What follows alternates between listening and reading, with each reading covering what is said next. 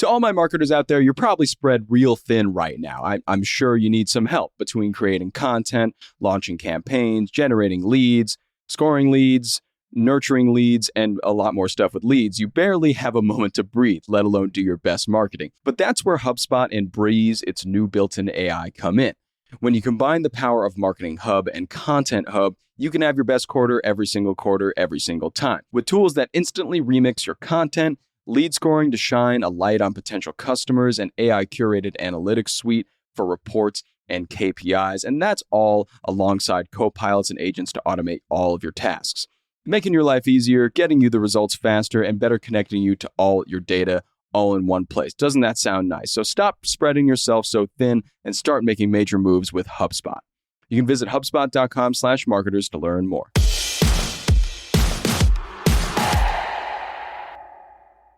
All right, good morning, everybody. It's Thursday, January 23rd. I'm John Weigell here with Juliet, Bennett, Ryla, and this is the Hustle Daily Show.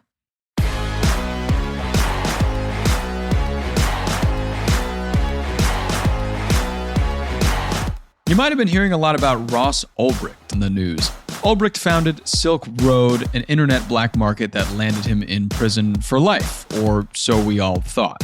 On Tuesday, President Donald Trump pardoned Ulbricht, so now, as the plot thickens, let's talk about who this guy is, why he's being pardoned, and what Silk Road was really all about.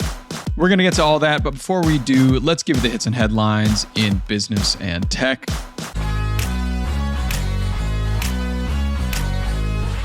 It's that time of the year again. Netflix is once again increasing subscription costs for all three of its tiered plans. The ad-supported plan goes from $6.99 to $7.99. The standard plan goes from $15.49 to $17.99. And premium goes from $22.99 to $24.99. The platform saw its largest ever jump in subscribers in Q4 of 2024 with 19 million new members, bringing the total to 302 million subscribers globally. And Netflix's revenue also increased 16% last quarter, surpassing $10 billion for the first time in its history.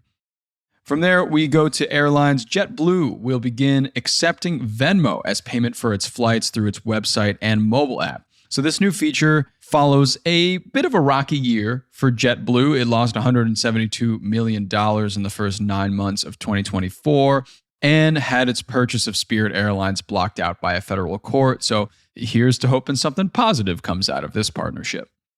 And off from there, we go to tech. NVIDIA is back on top of the market this week in place of Apple. NVIDIA's market cap now hovers around $3.45 trillion, while Apple's fell almost 4% to $3.33 trillion.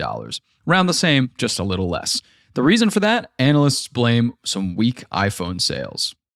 And continuing with tech, global consumer spending on AI apps hit $150 billion in 2024, and that's up 13% year over year. And generative AI in particular boomed last year with apps like ChatGPT and Google Gemini seeing $1.1 billion in spending, which is a 200% year-over-year increase. We now know where everybody's putting their money. And finally, speaking of putting your money in weird places, Mr. Beast is now among the contenders for TikTok, which has until April now to find a non-Chinese owner. Mr. Beast, TikTok's third most popular user, has joined an investor group led by Employer.com founder Jesse Tinsley in a serious bid to actually buy the platform. Let's see if that happens.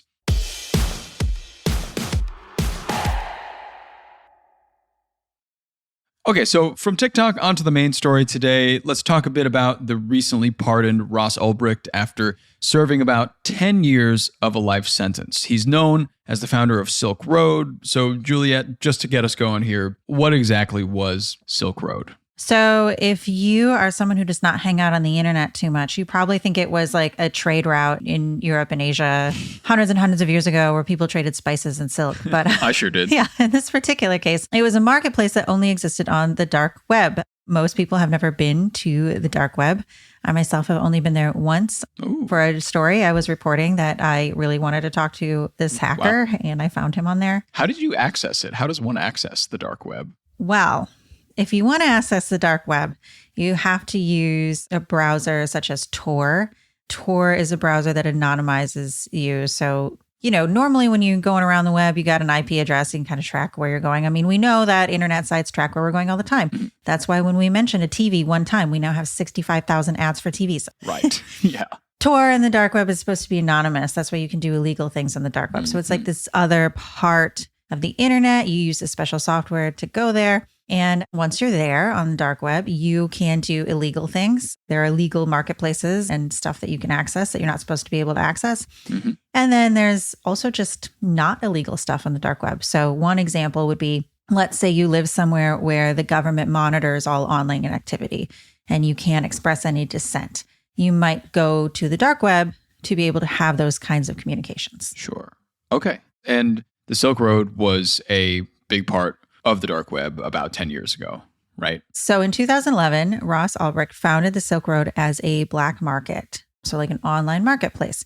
So kind of like Facebook Marketplace, but instead of overpaying for somebody's used couch, you could buy drugs. There's all sorts of on the Silk Road that you could buy. Yeah. I had never visited that particular website, but screenshots of it show books, art, clothes, jewelry, all sorts of stuff. But 70% of what was sold was drugs. So we're talking all sorts of drugs: cocaine, heroin, ecstasy, mushrooms, Sure. all the drugs.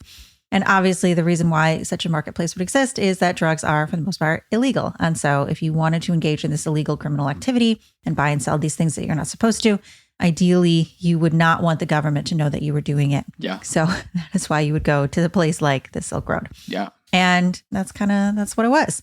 But it only lasted for 2 years before the FBI shut it down and arrested Ulbricht. And then in 2015, he was sentenced to a boatload of time. Yeah. 2 consecutive life sentences, plus 40 years for good measure, and no possibility of parole for his role in creating and facilitating this marketplace. Okay. So there's the thing, right? He creates the Silk Road, and for 2 years, the Silk Road peddles a lot of wares, a lot of drugs. It seems like you said 70% were drugs. I'm sure a lot of other illegal items transported through there and whatnot. So he gets arrested. They find him. They track him down, and he gets 2 lifetimes and 40 years in prison. Yep. Clearly, he did some bad stuff, it seems, or at least some illegal stuff. Why the pardon now? I'm wondering. Right. So here's where things get tricky. And, people are going to have a lot of opinions about this. But essentially, he just facilitated this marketplace. So here's a marketplace. It exists. Trade as thou wilt. Go ahead. Here you go. He didn't actually buy and sell drugs himself. He wasn't a drug dealer. He was just the facilitator of the marketplace. So there are a lot of people who support him. Among them, a lot of people who identify as libertarians, people who are really into crypto, because of course all the transactions were made with crypto. Sure. And they were kind of just saying this was a libertarian experiment to create a platform for free trade. And there's not really anything wrong with it. So he's kind of like a hero in their eyes. A couple things about the Silk Road. You were not allowed to buy and sell certain harmful items. So I think people would feel a lot differently about him if it was like, yeah, it was all child pornography. Sure. No, it was not. That was not on there. It was drugs. So I think there's a lot of leeway for the kinds of things that were sold: drugs, counterfeit IDs, whatever. Not these things that almost every single person alive thinks is really egregious. So there's that. In terms of were people harmed by this, I found a report that did say 6 people did overdose as a result of the drugs they were able to acquire via the Silk Road or that were linked to the Silk Road. And there is kind of some murkiness about whether or not Ulbricht was ever involved in an alleged murder for hire plot. There were multiple allegations, several of which were dropped. Some were proven that no, that was not a thing. There was one that was kind of a maybe, but that was also dropped when he was sentenced. So there's a little murkiness there. But I think there's enough wiggle room on either side where somebody could argue, hey, he did a bad thing. He deserves to be punished. Or people being like, was it really so bad? I don't think he deserves to be punished. I think this is the free market. This is free trade. This should be celebrated or at least not punished like this. And then even among people who are like, yeah, he did a bad thing, there is some concern that did he do a bad thing that merits 2 consecutive life sentences, 40 years, no possibility of parole. So there is a lot of, opinions, and people could go a lot of different ways about this. Sure. And I guess, where does Donald Trump come into this? When does Trump decide to pardon Ulbricht, essentially? So Trump had made a promise to the libertarians at the Libertarian National Convention that he was going to commute Ulbricht's sentence, which would be shortening it. Trump has also sort of embraced libertarians. He's also embraced crypto enthusiasts. He's gotten real cozy with big tech. So I think this was kind of like hey, this is something I'm going to do. And he said he would do it, and he did it. I think he said he was going to do it on day 1, and he ended up doing it on day 2. Sure. But that's kind of how he got involved, was telling libertarians, I'm going to do this. Okay. Interesting. So we know the Silk Road has been dead now for a little over 10 years, since 2013, since he was apprehended.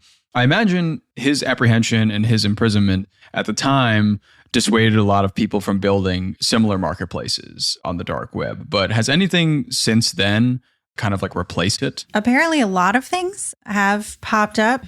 I mean, but that's kind of the thing. It's like, if you create a marketplace like this, government agents will be trying to stop you from doing this. So whether you want to take your chances and try to create a marketplace on the dark web, or if you want to go to the dark web and do things that are illegal in the country where you live, that is kind of up to you. You can access it and not do anything illegal. You can access it and probably find stuff that's illegal, but why you would want to? Good question. Maybe you just want to take a bit of a peruse through the town markets Right. of the square, Sure. As I may have said last time, I had to leave my home due to the wildfires, and I only have my HubSpot issued computer. So I didn't think that our bosses would appreciate me using it to go look. Sure. So I did not look today. I did, however, recently watch a movie, and I will say I thought it was a good movie, but it's very dark. I would look up the trigger warnings for it before you go watch it. Like, I'm not saying, please go watch this movie. It's a good time. And there's this movie called Red Rooms that came out last year. It's set in Montreal, so it is in French. And it's this woman who gets really into the dark web because she's obsessed with this guy who is accused of murdering 3 teenage girls and then putting those videos of him doing it on the dark web. And it really got into like the different things she was doing to try to like investigate this on her own. And it was super interesting. But like I said, it is very dark. It's not a feel good time.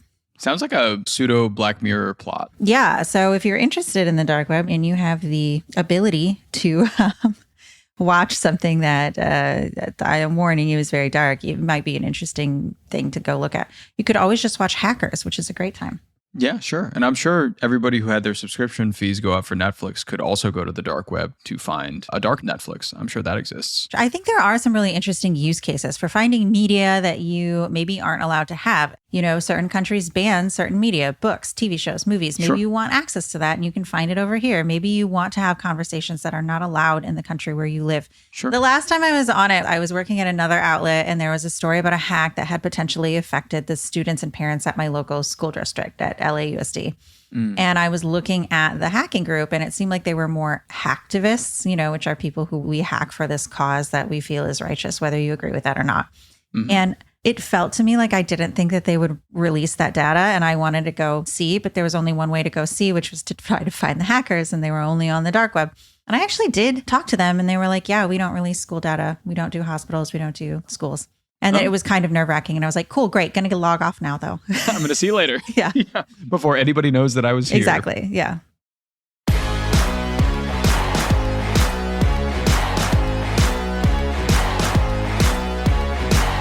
Okay, well, that's going to do it for us today. Thanks for tuning into the Hustle Daily Show. We're a proud part of the HubSpot Podcast Network. Our editor is Robert Hartwig, and our executive producer is Darren Clark. We've got a ton more tech and business coverage in our newsletter. If you're not subscribed, go sign up at thehustle.co/email and follow us on Instagram at The Hustle Daily. We'll see you tomorrow.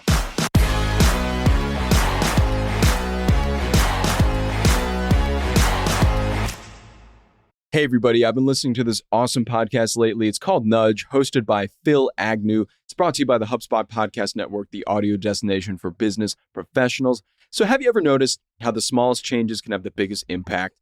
On Nudge, you learn simple, evidence-based tips to help you kick bad habits, get that raise, and grow a business. Every bite-sized 20-minute show comes packed with practical advice from admired entrepreneurs and behavioral scientists alike. And Nudge is fast-paced, but still insightful with real-world examples that you can actually apply. Oh, and by the way, it's the UK's fastest-growing business podcast. I was listening to an episode recently that Phil, the host, had on Harvard professor Mike Norton, and Mike convinced Phil that he had to handwrite every single one of his emails before sending them to understand what he was really trying to talk about. This process, although it sounds insane, he claims, Phil, that it made his emails 3.5 times better. You got to listen to this podcast. It's a great way to understand how email marketing can help your business. You can listen to Nudge wherever you get your podcasts.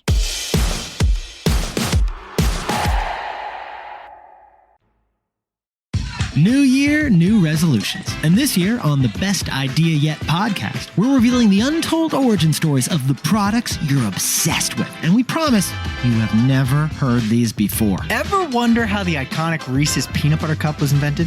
Because it was by accident. H.B. Reese, a former frog salesman, True story, stumbled upon the idea after accidentally burning a batch of peanuts. Classic. Proving that sometimes our best ideas arise from what seem like our biggest mistakes. And Jack, did you know there's a scientific explanation why humans crave that surprising combo of peanut butter and chocolate? I didn't, but it sounds delicious. It is delicious. So, if you're looking to get inspired and creative this year, tune in to the Best Idea Yet. You can find us on the Wondery app or wherever you get your podcasts. And if you're looking for more podcasts to help you start this year off right, check out New Year, New Mindset on the Wondery app. Who knows? Your next great idea could be an accident that you burned. This is Nick. And this is Jack. And we'll see you on the Best Idea Yet.